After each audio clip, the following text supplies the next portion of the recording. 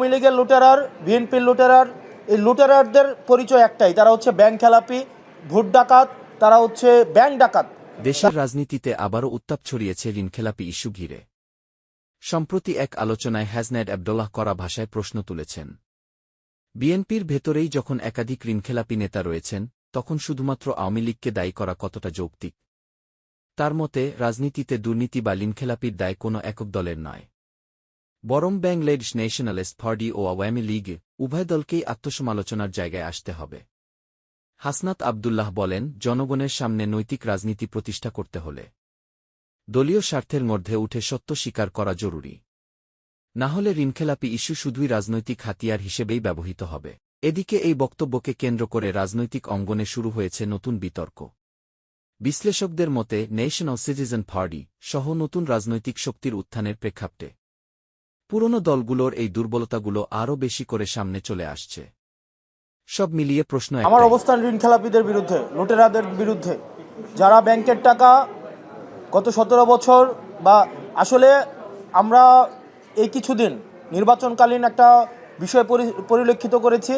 লুটেরাররা, আওয়ামী লীগের লুটেরার, বিএনপির লুটেরার, এই লুটেরারদের পরিচয় একটাই, তারা হচ্ছে ব্যাংক খেলাপি, ভোট ডাকাত, তারা হচ্ছে ব্যাংক ডাকাত, তারা জনগণের টাকা, আমার আপনার টাকা চুরি করে তারা হচ্ছে বিদেশে নিয়ে যায়, বিদেশে নিয়ে গিয়ে সন্তানদের বিলাসী জীবনযাপন করায়, এবং দেখা যায় কি শুধুমাত্র নির্বাচনের সময়, নির্বাচনের উপলক্ষটাকে তারা একটা মানি মেকিং মেশিন হিসাবে নেয়, যে তারা সংসদ সদস্য হয়ে তারা আবার, যেমন আমার প্রার্থীকে যদি দেখেন, উনি যখন নির্বাচনে জিতেছিলেন 2004-এর দিকে, উনি একটা কোম্পানি করেন ম্যান পাওয়ার।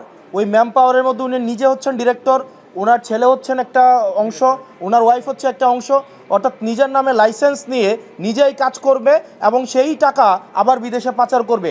আমরা হাদি ভাই যেমনটা বলেছিল, এই যে ব্যাংক ডাকাত এবং ঋণ খেলাপি লুটেরারদের জন্য আমরা বাংলাদেশটাকে হারাম করে দিব। তারা শুধুমাত্র নির্বাচনের সময়, তারা মূলত হচ্ছে তারা বিদেশি নাগরিক, অনেকে আছে বিদেশি নাগরিক, শুধু নির্বাচনের সময় দেশে আসে সুসময়ের পাখি হিসেবে, যদি উত্তর দক্ষিণ হয় তারা আবার বিদেশে চলে যায়। ঠিক একইভাবে এই নির্বাচনটা, এই ব্যাংক ডাকাতরা শুধুমাত্র তারা এটাকে নেয় শুধুমাত্র একটা মানি মেকিং একটা প্রজেক্ট হিসাবে। আপনি একটা জিনিস চিন্তা করেন তো, শিয়ালকে যদি আপনি মুরগি পাহারার দায়িত্ব দেন, তাহলে ব্যাপারটা কেমন দাঁড়ায়? ঠিক একইভাবে যারা চুরি করে, যারা হচ্ছে ব্যাংক চুরি করে, তাদেরকে আবার সংসদে পাঠাচ্ছেন আবার হচ্ছে ব্যাংক চোরদের ধরার জন্য। ব্যাংক চোরদেরকে সংসদে পাঠিয়ে কখনোই ব্যাংক চোর ধরা যাবে না। আপনি আমার প্রার্থীর যে বিষয়টি, উনি হচ্ছেন ওনার যে লোন, এটা হচ্ছে রাইট অফ লোন, কোনো পার্শিয়াল পেমেন্টে কখনোই হচ্ছে সেটা পরিশোধ হয় না। উনি একটা ব্যাংকের সাথে এগ্রিমেন্টে গিয়েছেন এবং সেটা হচ্ছে একটা ফ্রুটফুল এগ্রিমেন্ট। এই ফ্রুটফুল এগ্রিমেন্টে সেটা ওনার সিআইবি থেকে ক্লিয়ারেন্স হয় না। দেখেন, আমরা চাই প্রতিনিধিত্বশীল ব্যবস্থার মধ্য দিয়েই জনগণের ম্যান্ডেট নিয়ে যারা ক্ষমতায় যাবে তারা ক্ষমতায় যাক, সেটা নিয়ে সমস্যা নাই, কিন্তু এটা আমাদের একটা দীর্ঘমেয়াদী একটা ফাইটের একটা অংশ।